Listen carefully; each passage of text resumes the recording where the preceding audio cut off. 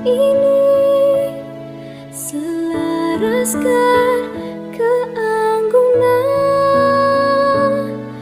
Daku ingin jemariku ini menuliskan karismamu.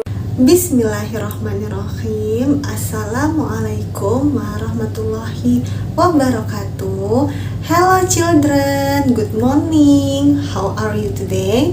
Welcome back and meet again with Miss Nuri. Today we will learn social science. The topic is about sumber daya alam dan pemanfaatannya. Unit Social Science book and pencil. Before to learn, let's pray together. Bismillahirrahmanirrahim.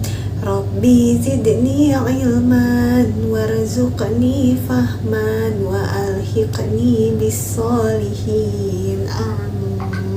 Nah, sebelumnya nak, kita sudah belajar ya bab 1 mengenai kenampakan alam dan pemanfaatannya. Sebelum kita masuk ke bab 2 mengenai sumber daya alam dan pemanfaatannya, Bu Nuri mau kalian review terlebih dahulu ya materi kita di bab 1. Dengan mengerjakan latihan bab 1 di halaman 21 sampai 22, yang dikerjakan itu soal pilihan gandanya saja ya, nomor 1 sampai 15. Sekarang disimak yuk materi dari Bu Nuri bab 2, yaitu mengenai sumber daya alam dan pemanfaatannya. Kayu merupakan sumber daya alam yang sangat bermanfaat bagi manusia. Nah, sejak ribuan tahun yang lalu nak, kayu ini sudah dimanfaatkan sebagai bahan bakar dan bahan bangunan. Kayu ini diperoleh dari pohon yang ditebang. Nah, di Indonesia kita memiliki beberapa jenis kayu. Yang pertama yaitu kayu jati, yang kedua kayu meranti, yang ketiga kayu cendana. Jenis-jenis kayu ini tersebar di seluruh pulau Indonesia. Dan setiap jenis kayu dapat diolah menjadi berbagai macam barang kebutuhan. Salah satu manfaat hasil olahan kayu yaitu untuk bahan mendirikan bangunan. Kayu dapat dijadikan sebagai pondasi rumah, kerangka rumah, dan juga kerangka atap rumah. Dan masih banyak ya anak-anak ya pemanfaatan kayu yang lain. Sekarang materi yang selanjutnya yaitu penggolongan sumber daya alam. Nah, sumber daya alam itu nak merupakan segala sesuatu yang ada di alam yang dapat kita manfaatkan sebagai memenuhi kebutuhan kehidupan manusia. Kebutuhan manusia itu sangat beragam ya anak-anak ya. Bisa dari makanan, pakaian, rumah, alat elektronik, dan juga liburan. Berdasarkan ketersediaannya, sumber daya alam itu dibagi menjadi 2, yaitu sumber daya alam yang dapat diperbaharui dan sumber daya alam yang tidak dapat diperbaharui. Sekarang kita membahas yang pertama, yaitu sumber daya alam yang dapat diperbaharui. Nah anak-anak, sumber daya alam yang dapat diperbaharui ini maksudnya yaitu sumber daya alam yang dapat dihasilkan kembali melalui pelestarian. Lalu sumber daya alam yang dapat diperbaharui ini dibagi lagi menjadi 2, yaitu sumber daya alam hayati dan sumber daya alam non-hayati. Yang pertama, sumber daya alam hayati. Maksudnya itu nak, sumber daya alam yang berupa makhluk hidup. Contohnya itu hewan dan tumbuhan. Usaha pelestarian yang dapat kita lakukan yaitu dengan melakukan sistem tebang pilih, reboisasi, membuat penangkaran, hutan lindung, cagar alam, dan suaka marga satwa.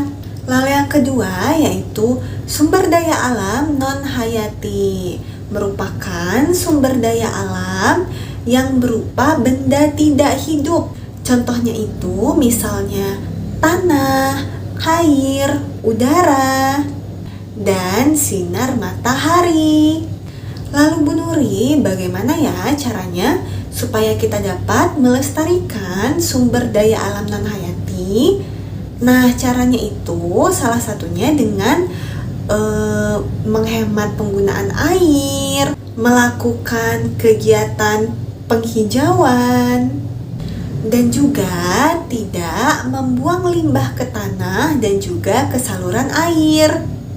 Materi yang selanjutnya yaitu sumber daya alam yang tidak dapat diperbarui.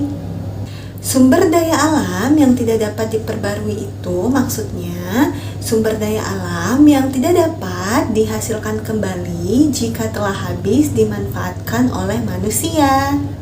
Sumber daya alam yang tidak dapat diperbarui dibagi menjadi 3. Yang pertama merupakan sumber daya alam energi. Yang kedua, sumber daya alam mineral logam. Yang ketiga, sumber daya alam mineral non-logam. Disimak ya masing-masing penjelasannya. Nah, yang pertama, sumber daya alam energi. Contohnya itu minyak bumi, gas alam, dan juga batu bara. Lalu yang kedua, sumber daya alam mineral logam. Contohnya besi, nikel, seng, timah, emas, dan juga perak. Yang terakhir yaitu sumber daya alam mineral non-logam. Contohnya belerang, batu kapur, granit, asbes, marmer, dan pasir kuarsa. Karena sifatnya tidak dapat diperbaharui, maka kita harus menghemat dalam penggunaannya ya anak-anak ya.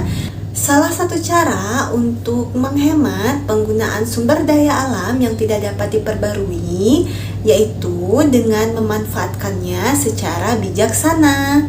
Walaupun tidak dapat membuatnya kembali, namun manusia dapat mengolah kembali sumber daya alam jenis ini menjadi benda yang bermanfaat. Contohnya, besi tua dapat diolah menjadi pagar atau kursi. Materi hari ini sudah selesai. Bu Nuri harap kalian dapat memahami materi hari ini anak-anak ya. Jangan lupa buku IPS-nya dibaca-baca lagi halaman 25 sampai 30. Jangan lupa juga dikerjakan ya review materi bab satunya. Soalnya itu di halaman 21 sampai 22. Nah, yang dikerjakannya hanya pilihan gandanya saja, nomor 1 sampai 15. Langsung dikerjakan di buku paketnya ya. Lalu difotokan dan dikirimkan ke WhatsApp Bu Nuri. Bu Nuri mohon maaf ya nak ya jika masih banyak salah dan kurang. Wassalamualaikum warahmatullahi wabarakatuh. See you on next video. Bye bye.